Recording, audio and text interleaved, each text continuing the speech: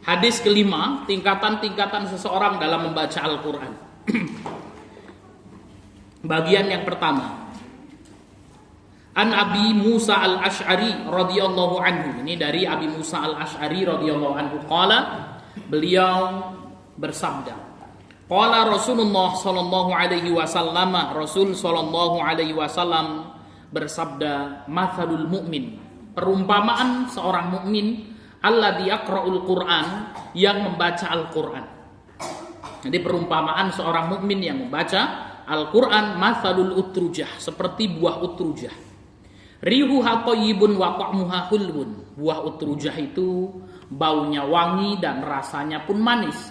Wa mathalul mu'min alladzi la yaqra'ul Qur'ana, dan perumpamaan seorang mukmin yang tidak membaca Al-Qur'an, kamatsali tamrah, seperti buah kurma.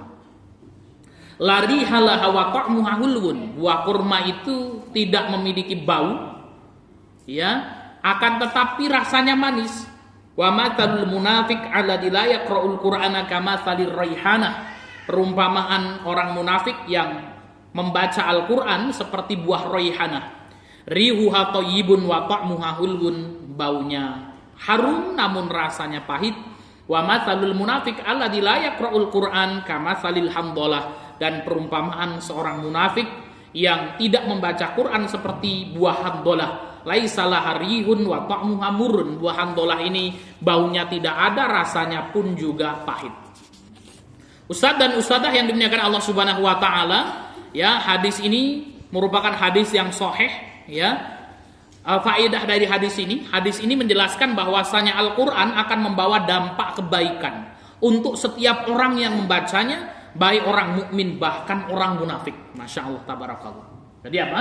Ya, Al-Quran itu akan memberikan dampak kebaikan, baik orang-orang yang beriman maupun orang munafik sekalipun, ya, akan mendapatkan kebaikan dari Al-Quran. Hadis ini menjelaskan permisalan-permisalan orang yang membaca Quran, ya, sehingga kemudian apa? Kita nanti bisa melihat, ya, kita termasuk permisalan yang mana.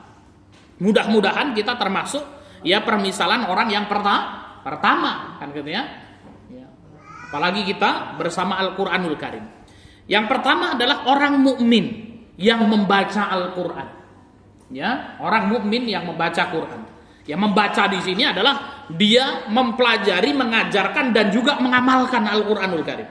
Ya, mengamalkan Al-Quran sehingga kemudian bisa memberikan kemanfaatan bagi orang lain. Ya, itu seperti perumpamaan buah utrujah. Buah utrujah itu semacam jeruk, ya, yang kemudian apa? Baunya harum kalau dimakan manis. Ya, kalau kita nggak bisa mencari buah utrujah, ya kita carilah buah-buahan tempat kita. Buah apa yang baunya wangi kalau dimakan manis? Duren, apalagi? Hah? Ya sudah, utrujah kita nggak tahu utrujah seperti. Cari contoh sendiri tempat kita, kan, ya. Buah duren. Duren ada yang nggak manis, ya. Apa itu? Ya, apa Pak? Yang harum dan baunya manis, buah apa? Buah nangka, kan gitu ya. Nah, itulah orang mukmin yang membaca Al-Quran seperti buah duren, seperti buah nangka ini, ya. Maka kemudian apa? Dia manis dengan keimanannya, ya. Walaupun ya mungkin orangnya tidak secantik artis gitu ya. Namun kalau dia punya iman, maka kemudian apa? Manis orang tersebut dengan imannya itu, ya. Kemudian apa? Ya, kemudian baunya harum, ya, yaitu dia bisa memberikan manfaat kepada orang lain. Maka jadilah kita ini ahlul Quran. Maka di lembaga pendidikan kita berpikir bagaimana kita melahirkan generasi pertama ini. Kita didik anak-anak kita dengan Al-Quranul Karim, mengamalkan Al-Quranul Karim sehingga mereka menjadi manusia-manusia yang beriman, memberikan manfaat kepada dirinya sendiri dan memberikan manfaat bagi orang lain. Ya, maka ada hadis khairun nas anfa'uhum linnas. Apa itu artinya? Sebaik-baik manusia adalah yang paling bermanfaat untuk orang lain. Namun hadis ini tidak berlaku bagi mereka yang tidak punya apa-apa. Ya, paham itu? Hadis ini tidak berlaku bagi mereka yang tidak punya apa-apa. Ya. Kenapa? Faqidu syai' la yu'ti dalam kaidah usul fikih itu. Sesuatu yang tidak punya itu dia tidak bisa memberi. Oleh karena itu, ya, para ustadz dan ustadzah yang dimuliakan Allah Subhanahu wa taala, kalau kita ingin mengamalkan Khairun nas anfa'uhum linnas, kita harus punya apa-apa dulu. Ya. Apa kira-kira yang bermanfaat untuk orang lain? Apa yang bermanfaat untuk orang lain? Yang pertama, ilmu. Ya. Yang pertama ilmu. Maka yang bermanfaat untuk orang lain itu adalah yang Rasul SAW berdoa dengannya. Maka tidaklah mentari terbit dari ufuk timur kecuali baginda Nabi SAW yang berdoa meminta 3 hal. 3 hal ini yang harus kita kejar dalam hidup kita agar kita menjadi manusia yang bermanfaat. Ya, setiap pagi Rasul berdoa dengan doa ini. Apa doanya? Allahumma inni as'aluka ilman nafi'an. Ya Allah, sesungguhnya aku meminta kepadamu ilmu yang bermanfaat. Maka kemudian apa? Hidup itu harus bisa memberikan kemanfaatan ilmu kepada orang lain. Bagaimana caranya? Belajar kita. Ya. Orang kita malas belajar, bagaimana kita akan memberikan kemanfaatan ilmu? Kemudian yang kedua, Allahumma inni as'aluka ilman nafi'an wa rizqan thayyiban. Apa itu rizki yang baik? Ya. Setelah kita punya ilmu, kita harus punya rizki yang baik, punya harta yang bisa memberikan manfaat kepada orang lain. Maka di sini ada ya, yang pertama Rasul sebutkan ilman nafi'an wa rizqan thayyiban wa amalan mutaqabbalan. Itu ada kaitannya. Kenapa kok kemudian enggak wa amalan mutaqabbalan wa rizqan thayyiban wa ilman nafi'an, tapi ilman nafi'an kemudian wa rizqan thayyiban wa amalan mutaqabbalan? Kenapa disebut dengan ilmu? Karena ilmu adalah kunci untuk membuka rizqan thayyiban. Seseorang itu tidak akan diberikan oleh Allah Subhanahu wa taala rizqan thayyiban, rizki yang halal, rizki yang berkah tanpa adanya ilmu. Orang kalau berilmu dia tahu hukum-hukum Allah. Dia tidak akan mencari sesuatu yang haram. Maka kemudian apa? Dengan ilmunya dia akan mendapatkan rizqan thayyiban. Dia punya ilmu, dia punya harta, maka dia beramal wa amalan mutaqabbalan, maka amalnya akan diterima oleh Allah Subhanahu wa taala. Ustadz dan ustadzah yang dimuliakan Allah Subhanahu wa taala, ya di Asakib ini, maka kemudian apa? Kita berusaha untuk itu. Ya, Asakib ini harus kemudian apa? Lembaga pendidikan Quran harus menjadi poros dalam hal akademik. Keilmuan harus menjadi kiblat kita. Ya. Maka kemudian apa? Guru-gurunya harus terus belajar, santrinya harus terus belajar. Ya, guru-gurunya harus menulis. Ya, sehingga kemudian apa? Ketika ya poros keilmuan itu sudah berputar di lembaga pendidikan tersebut, maka Allah akan bukakan kepadanya yaitu rizqan thayyiban, rizki yang baik Allah akan datangkan. Jangankan bangunan seperti ini, Ustaz. Kenapa kok bangunan kita belum jadi-jadi, Ustaz? Masih kayak gini terus, belum jadi-jadi. Ilman nafi'annya belum ada di sini. Kalau kita datang di ABM, bangunan juga belum jadi, Ustaz. Kenapa seperti itu? Ilman nafi'annya belum ada. Coba kalau yang berkumpul di Asakib, yang berkumpul di ABM ini para profesor doktor, bagaimana Allah akan datangkan bangunan-bangunan gede. Kalau kita pergi ke Teknokrat, bangunnya gede. Kalau kita pergi ke beberapa kampus, bangunan gede. Siapa di situ? Profesor doktor. Ya, suatu hari ya kita dengan satu kawan itu menjemput Syekh ya dari Yaman. Kita pergi ke bandara. Saya sendirian nyetir, ya. Ketika kemudian datang ke situ, kita membawa inventaris ya mobil Panther tua itu. Ustaz Aris mungkin tahu itu. Dulu saya pakai mobil Panther tua itu. Kemudian kita masuk ke bandara ya di Raden Intan itu. Kita cuma berdua. Ya, ketika kita masuk di bandara tersebut, di belakang saya ini ada mobil Alphard warna putih. Mengkilap baru kan gitu ya. Ya, ketika kemudian apa? Kita perhatikan itu mobil siapa itu. Ternyata turun itu guru-guru besar di universitas di Bandar Lampung itu turun dia pakai tas itu kan ya. Masuk mobil Alphard itu. Saya bilang, ya kemudian kawan saya bilang itu dosen-dosen saya, ini profesor fulan, doktor fulan gitu ya. Maka kemudian apa? Saya tepuk bahu kawan saya, kita lihat itu. Mereka pakai mobil Alphard gede itu, kita Panther ini. Ya itu layamut walayahnya ini Panthernya. Sudah tua pula kan gitu ya. Yang kita jemput Syekh hafal Quran bersanad qiraah asroh subro gitu ya. Ya, maka kemudian apa kita sampaikan, ya kenapa kok mobil mereka Alphard, mobil kita Panther tua layamut walayah ya, ini berarti kemudian ada yang salah pada diri kita. Karena Allah Subhanahu wa taala akan memberikan fasilitas sesuai dengan kualitas. Jadi ustadz dan ustadzah yang dimuliakan Allah Subhanahu wa taala, ya kalau kemudian kita ngajar di sini kok digaji ya 500.000 satu bulan, jangan salahkan manajemen gitu ya. Kenapa? Kalau Anda berkualitas, maka kemudian Allah akan tempatkan di tempat yang lebih tinggi lagi. Ya, maka jangan bosan kemudian untuk mengupgrade kualitas kita. Ya, maka kemudian apa? Ya, inilah ya yang harus kemudian apa kita lakukan, bagaimana kita terus belajar. Ya, jadi ya kenapa kok kemudian gaji segini kan gitu ya? Nah, kamu itu bisa apa? Ilmumu apa gitu. Ya, karena kemudian apa? Karena kualitasmu segini, fasilitas yang Allah datangkan ya sudah seperti itu kan. Ya, maka ini menjadi motivasi bagi kita untuk terus belajar. Ilman nafi'an, ilmu yang bermanfaat. Ya, kalau ilmunya bermanfaat, ya maka kemudian apa? Yakin. Kita berdoa kepada Allah.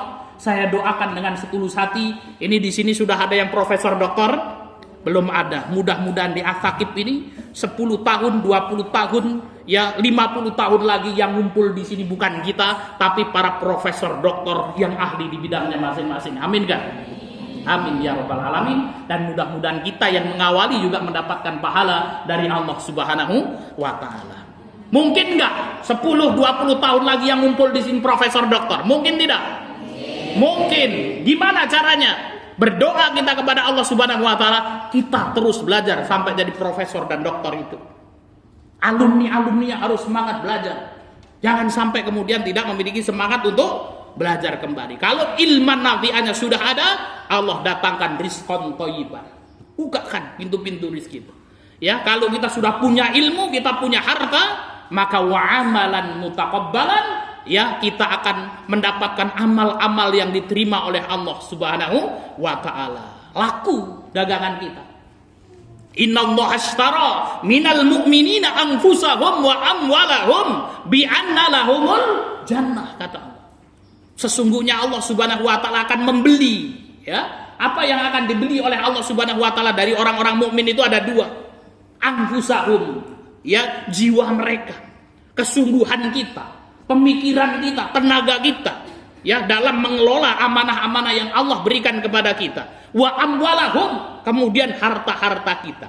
Ya, jadi Allah akan membeli dari kita kesungguhan kita dalam menuntut ilmu, itu yang akan Allah beli. Ya, kesungguhan kita dalam mengelola manajemen, dalam kemudian apa? Ya, belajar dan mengajar, itu adalah apa? Anfusahum, diri kita. Yang kedua amwalahum, dan harta kita. Maka orang itu harus berilmu, harus kaya. Ya, kalau belum harus punya cita-cita itu. Ya, bagaimana ya lembaga pendidikan Quran itu menjadi pusat, ya. Nantinya itu menjadi apa? Pusat ilmu dan perekonomian, ya. Sehingga ketika kemudian kita beramal, maka Allah ya apa mau membeli amalan kita. Semangat aja enggak ada. Ya. Kadang-kadang semangat, kadang-kadang enggak, kan gitu ya. Duit juga nggak ada, yang mau dibeli apa sama Allah Subhanahu wa taala ini kan gitu. Ya, maka kemudian apa? Mari kita sama-sama memantaskan diri kita supaya kemudian apa? Dagangan kita itu laku, dibeli sama Allah Subhanahu wa taala. Ya, mohon maaf Ustaz Aris itu. Kalau perkataan saya ini ngisi daurah kok pedes semua kan gitu ya. Kenapa, Pak? Ya, kalau di ABM itu sudah itu. Ya, ustadz-ustadzah itu kupingnya itu sampai pedes kan gitu ya. Ya. Kenapa? Ya supaya kemudian bangkit himmah aliyah kita. Baik ustadz dan ustadzah yang dimuliakan Allah Subhanahu wa taala, itu ya orang yang beriman dan membaca Quran seperti buah utrujah, ya. Buah utrujah itu adalah apa? Buah yang wangi dan manis rasanya. Sedangkan orang yang beriman namun tidak membaca Quran itu seperti buah at-tamru, kurma. Bagaimana? Ya, manis rasanya namun tidak memiliki harum. Ya, dia beriman, bermanfaat untuk dirinya, namun tidak bisa memberikan manfaat untuk orang lain. Ya, sedangkan orang munafik yang membaca Al-Quran, memberikan kemanfaatan dengan Al-Quran, itu seperti buah roihana. Nah, roihana itu baunya wangi namun rasanya pahit, gitu ya. Ya, kalau roihana tempat kita, coba pikirkan, ya, jangan ngantuk. Buah yang sedap baunya namun rasanya pahit, apa Ustaz Harusnya? Ada nggak tempat kita buah yang baunya harum, sedap, masya Allah, tapi kalau dimakan nggak enak, apa? Pete. Nah, pete itu baunya aja nggak enak kan? Apa? Apa Ustaz? Kemundung. Ya, kemundung baunya wangi ya. Ada ya namanya jeruk purut pentil itu. Ya. Tahu jeruk purut pentil itu? Jeruk purut itu yang kecil itu kan gitu, yang masih mentah itu. Itu bagaimana kalau kemudian apa kita iris, gitu, kita cium gitu ya, kemudian apa kita taruh di ya apa namanya supermi kan gitu. Baunya luar biasa. Tapi kalau kita makan bagaimana? Pahit itu. Ya. Nyengir-nyengir kita makan itu kan gitu ya. Nah, itu seperti orang munafik ya, yang kemudian dia mengajarkan Quran, kemudian dia mempelajari Quran seperti buah raihanah ini. Namun dia tidak memiliki keimanan pada dirinya. Sedangkan orang munafik yang tidak membaca Al-Quran seperti buah hamdolah. Ya, buah hamdolah nggak ada baunya, rasanya pahit. Apa ini tempat kita? Pari kan itu. Hamdolah itu pari. Ya, dari buah hamdolah itu ya seperti buah semangka, namun kecil ya. Ya, buah hamdolah itu seperti buah semangka kecil. Itu dulu saya mendapatkan buah ini di kota Ma'rib, Yaman Utara. Ya, itu buah semangka seperti buah semangka pari itu ya. Saya punya kawan dari Balikpapan ketika itu, ya kemudian kita main di kebun, nemu buah hamdolah ini. Ya karena saking kangennya dengan makanan Indonesia, ini sepertinya pari nih kan gitu. Dibawa sama dia, dibawa ke dapur, habis itu dirajang-rajang, dimasak, kita makan gitu ya. Habis itu orang Yaman datang gitu. Kau sedang masak apa? Pari kata dia. Hadhihi hamdolah. Ini buah hamdolah. Mau apain kamu? Dimakan tuh terheran-heran itu kan gitu ya.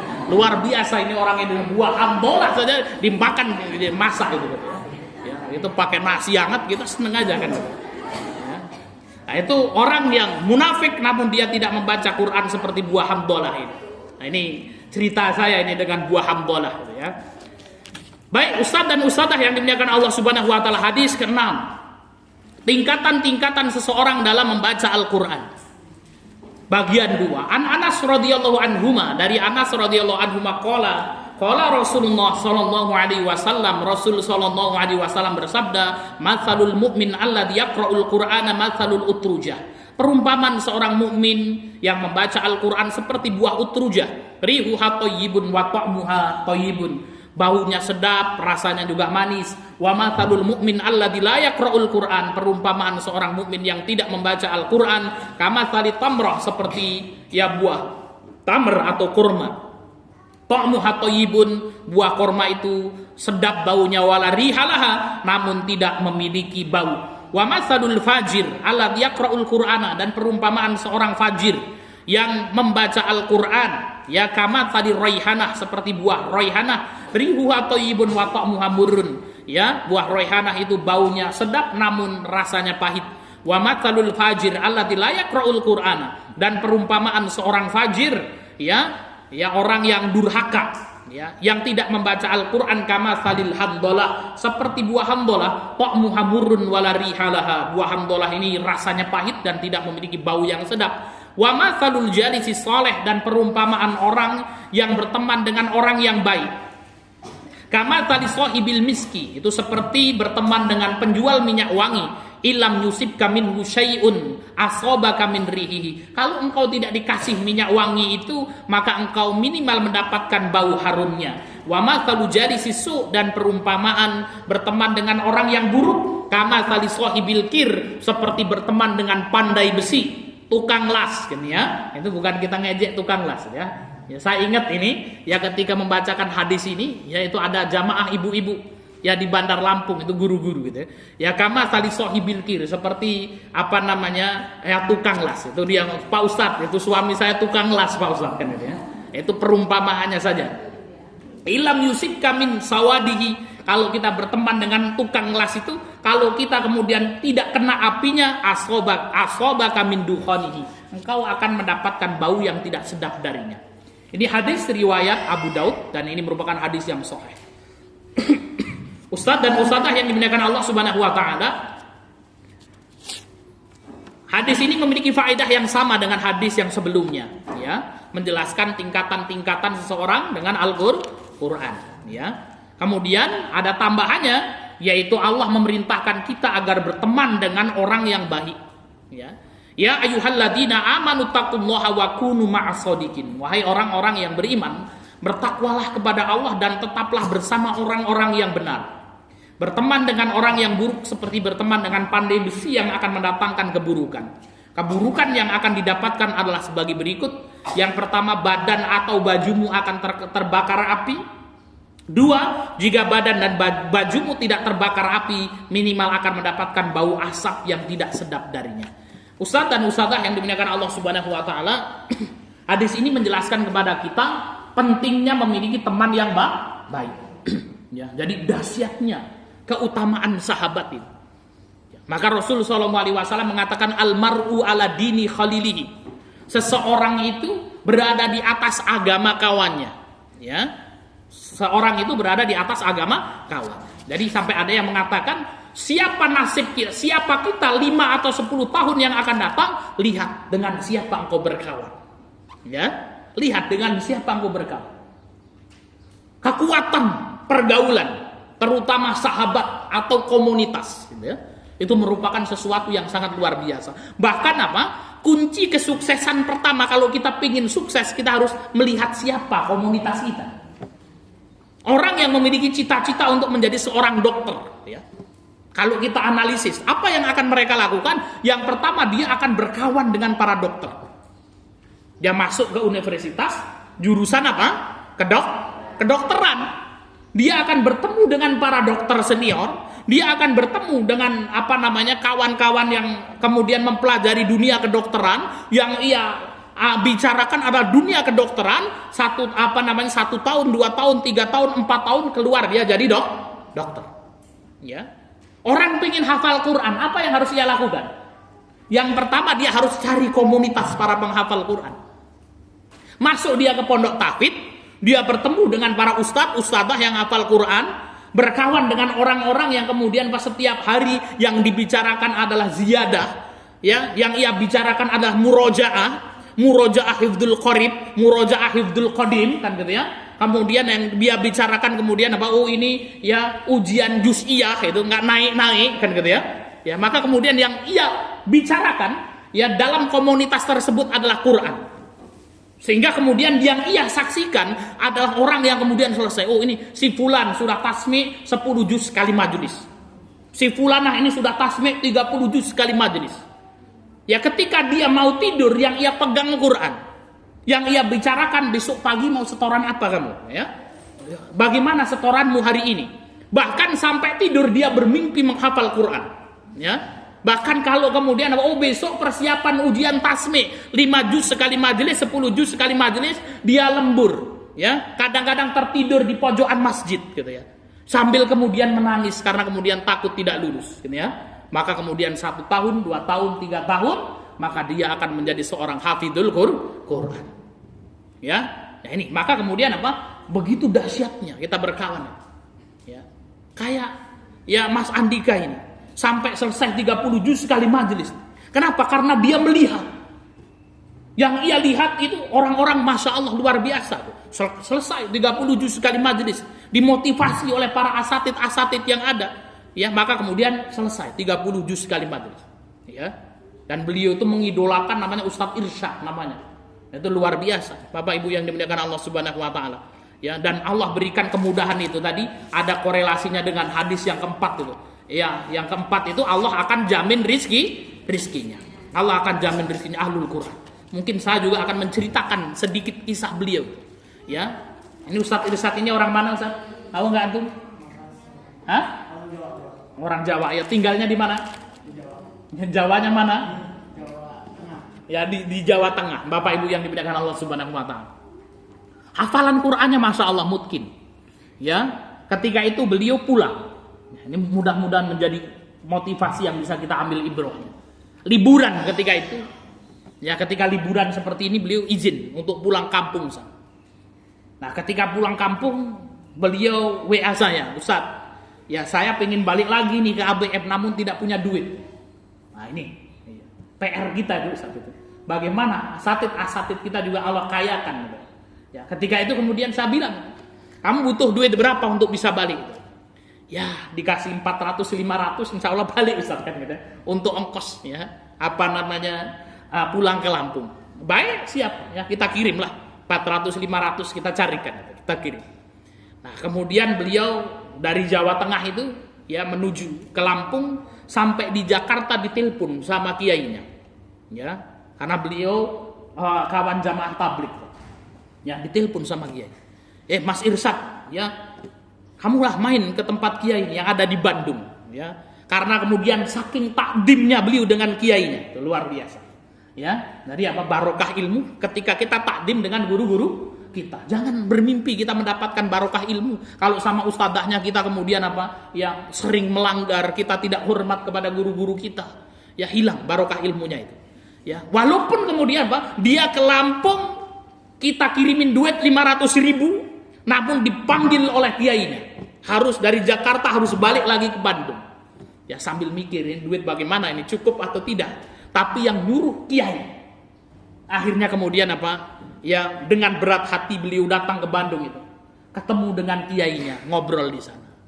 Mas Irsyad, ya. Sudah nikah atau belum? Belum kiai, ya. Masih jomblo, ya. Kenapa belum nikah? Mau ke Lampung aja pinjam duit sama ustadz yang dikirimin 500.000 kan ya. Ya, kalau mau nikah siap belum? Ya, kalau siapnya siap kiai, gitu ya. Namun duitnya yang belum siap, kan katanya. Ya sudah, kiai punya anak perempuan. Ya. Ya, kalau ta'aruf enggak apa-apa kiai, ya. Kalau nanti cocok ya nanti pulang ke Lampung kita nabung lagi gitu ya. Kalau enggak cocok ya sudah, ya. Mohon maaf, wassalamualaikum. Ya, dan kiainya punya pondok pesantren. Ya, Masya Allah tabarakallah. Ya, putrinya dihadirkan. Ketika dilihat nador cantik gitu kan ya. Nah itu kan Masya Allah, orang Bandung, orang Sunda itu kan gitu ya. Ada yang orang Sunda di sini kan gitu. Wah ini cantik gitu. Ya ketika tanya gimana mas, mau nggak? Mau kiai. Kalau yang seperti ini bentuknya mau kan gitu ya. Ya maka kemudian Ya cuman duitnya ndak ada. Ya duitnya ndak ada. Ya kamu punya duit berapa? Ya ditanya. Ya cuman sisa-sisa ini. Ya ke Lampung itu nipis. Ya kalau kamu siap nikah, bismillah. Kamu duitnya berapa, saya nikahkan kamu sekarang. Ya. Dan ketika itu ya langsung dinikahkan sama kiai ini, kemudian dipoto, ya, dikirim ke grup gitu, barakallahu laka wa baraka alaikum wa jama'a bainakum fi khairin. Saya dikirim kaget saya. Apa ini? Alhamdulillah Ustaz, saya sudah nikah. Bukannya tadi atau itu minta duit 500.000 gitu ya. Mau pulang ke Lampung aja kamu gak boleh duit itu. Saya kirim 500 minta duit itu. Kenapa? Barakallahu laka barokah alaikum. Ya, kolor wa ma fiha kan gitu sudah. Ya. Cuman kolor doang itu. Ya, modalnya itu kan gitu ya. Masya Allah tabarakallah sudah nikah, kemudian setelah itu ditinggal. Ya kiai, saya masih punya tugas di Lampung itu untuk menyelesaikan 1 semester, maka kemudian setelah nikah kemudian ditinggalkan istrinya 1 semester datang dia ke Lampung. Setelah itu ngajar, balik sudah megang pondok pesantren di sana, jadi kaya raya kan gitu ya. Itu artinya apa? Kemudahan yang Allah Subhanahu wa taala berikan kepada ahlul Quran, Mas. Jangan takut kan gitu ya. Ya besok antum siapa Mas namanya? Hah? Rauf kan gitu ya. Hafal Quran 30 juz, nikah beli sendal jepit kan gitu ya. Itu sudah saya penghafal Quran itu. Ya. Allah jamin rizki saya kan gitu ya. Ya ditanya Mas Rauf punya apa kan gitu ya. Hafalan Quran kan gitu ya. Dan sholat 2 rakaat sebelum subuh gitu ya. Nah itu.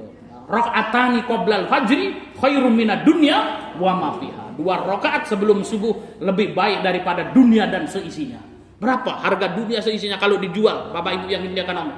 Ya, para ustadz dan ustadzah itu. Ya, seluruh dunia dan seisinya kalau kita belikan mobil Alphard dapat berapa itu? Banyak kan gitu ya. Berarti miskin atau kaya, Pak? Kaya kan gitu ya. Tenang saja, Pak. Dunia dan seisinya. Besok ya kemudian bangunnya kesiangan, miskin lagi dia. Nggak apa-apa, sholat lagi kan gitu ya. Baik ustadz dan ustadzah yang dimuliakan Allah Subhanahu wa taala, ya. Ini adalah keutamaan ya hadis yang keberapa tadi? Yang ke-6 ya. Maka bertemanlah dengan orang-orang yang baik, ya. Berteman dengan orang-orang yang baik, maka ya di antara doa yang saya panjatkan itu, ya Allah, kita memiliki niat baik, kumpulkan kami bersama orang-orang yang baik. Ya. Dan ya jadikan pertemanan kami ini untuk menghasilkan sesuatu yang terbaik. Jadi ustadz dan ustadzah yang dimuliakan Allah Subhanahu wa taala, ya keinginan kuat untuk mengumpulkan orang-orang yang baik itu perlu, ya. Dan itu kemudian bisa kita ciptakan melalui lembaga pendidikan ini, Saudara. Ya. Maka di antara doa para ulama itu apa? Para ulama itu berdoa, ya Allah, datangkan kepada kami orang-orang baik. Itu doa yang pertama. Ya, di antara ulama itu ada yang berdoa, ya Allah, datangkan kepada kami orang-orang yang baik dan datangkan rizki mereka kepada kami sebelum mereka datang. Luar biasa. Ya. Tadi apa? Doa kita itu agar didatangkan kepada kita orang-orang baik. Kemudian yang kedua apa? Yang didatangkan dulu apanya? Orangnya atau rizki mereka? Dan datangkan rizki mereka sebelum mereka datang kepada kami. Ya. Jadi orangnya belum datang, rizkinya sudah ada. Ya, maka insya Allah di Asakib ini nanti akan ada profesor doktor itu. Ya, amin ya rabbal alamin. Amin kan nggak nih Ustaz Aris ini? Amin kan gitu. Namun sebelum profesor doktor itu datang, rumah profesor doktor sudah ada. Mobil Alphard untuk profesor doktor sudah ada, kan gitu. Nah itu doa kita. Ya, kita ini pingin menyongsong peradaban, kan gitu ya. Ya, maka kemudian butuh sebuah perjuangan yang sangat luar biasa. Siapa yang akan membesarkan lembaga? Yang akan membesarkan lembaga kita adalah alumni-alumni kita. Ya, kalau alumni-alumninya itu sudah tidak cinta dengan pondoknya, kan gitu ya. Nah itu hilang barokahnya. Maka antum harus berpikir, ustadz dan ustadzah yang hari ini ada. Oh ya, Ustadz Aris, ya sama istri beliau memperjuangkan Asakib luar biasa. Ya, ditinggalkan tuh gemerlapnya dunia, fokus ngurusin antum, kan gitu ya. Maka kemudian apa? Sebagai santri-santri ini harus memiliki himmah. Kalau seperti itu saya tak sekolah yang tinggi. Ya, syukur-syukur ada yang masuk ke dokteran, balik nanti ke Asakib buka klinik di sini, kan gitu ya. Ada yang jadi bisnismen, buka usaha di sini. Ya, ada yang pakar kiroat, nanti mengajar di sini. Ya, sehingga kemudian apa? Perjuangan di lembaga pendidikan itu terus akan ada. Ya, maka tugas kita hari ini berkaryalah dengan baik. Dengan memberikan karya yang terbaik. Dan cetaklah ya generasi-generasi terbaik. Setelah kita selesai berkarya, serahkan karya itu untuk diteruskan kepada generasi-generasi yang terbaik setelah kita. Setelah itu apa? Innalillahi wa inna ilaihi raji'un. Selesai. Ya, sudah selesai, the end, tamat, ya. Seperti itu. Ya, maka salah satu nasihat Bapak pembina yayasan kita, beliau mengatakan apa? Mas, kita semuanya itu ya pasti akan kembali kepada Allah Subhanahu wa taala. Namun ketika nanti kita diambil sama Allah, ya, amal kita itu sudah temenanan atau derek. Amalan kita sudah maksimal atau belum? Kalau ngurusi pondok pesantren, kamu mikirnya sudah temenanan atau belum? Ya, kalau diserai lembaga pendidikan, kamu berjuangnya sudah 100% atau belum? Ya, maka ini menjadi evaluasi bagi kita semuanya untuk ya loyalitas dengan lembaga pendidikan kita. Hadis yang ketujuh, ustadz dan ustadzah yang dimuliakan Allah Subhanahu wa taala. Keutamaan orang yang pandai dan yang belum pandai membaca